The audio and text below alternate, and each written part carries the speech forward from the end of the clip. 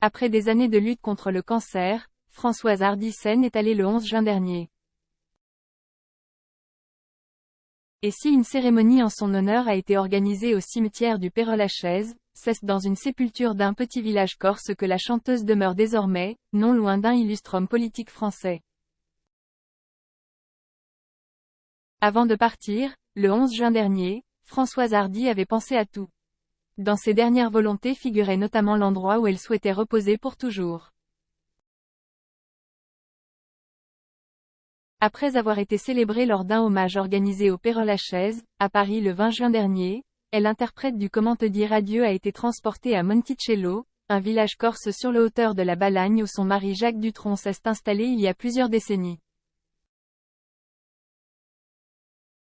C'est là que l'artiste qui s'est éteinte à 80 ans reposera d'ici quelques jours, et selon les informations de Paris Match, sa sépulture sera près de celle de l'ancien Premier ministre français Michel Rocard.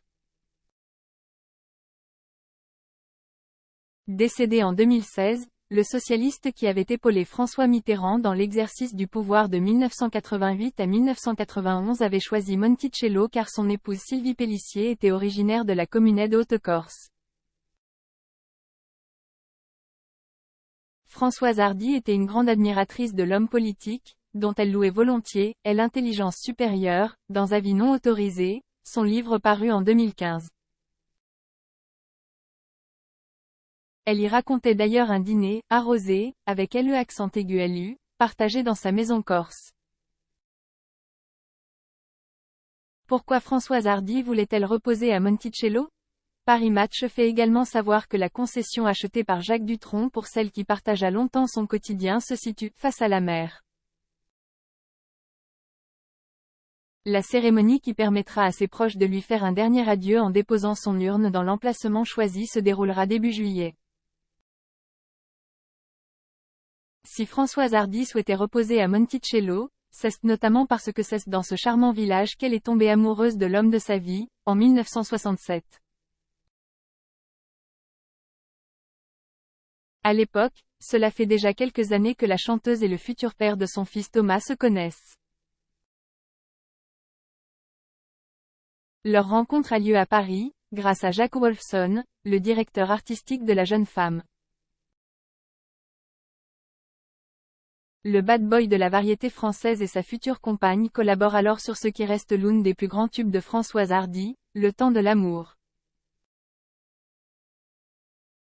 Le couple donne naissance à Thomas en 1973 et se marie en Corse le 30 mars 1981, malgré l'absence de bénédiction de Madeleine Hardy. Ensemble, les deux artistes partagent leurs plus belles années, même si la chanteuse, grande romantique, souffre des nombreuses infidélités de son irrésistible mari. Leur relation prend fin en 1988, mais pas leur mariage, qui se mue en une amitié indestructible. Entre Paris et Monticello, la compositrice réorganise sa vie et passe le plus de temps possible avec son fils. La perspective d'y passer l'éternité était donc une évidence.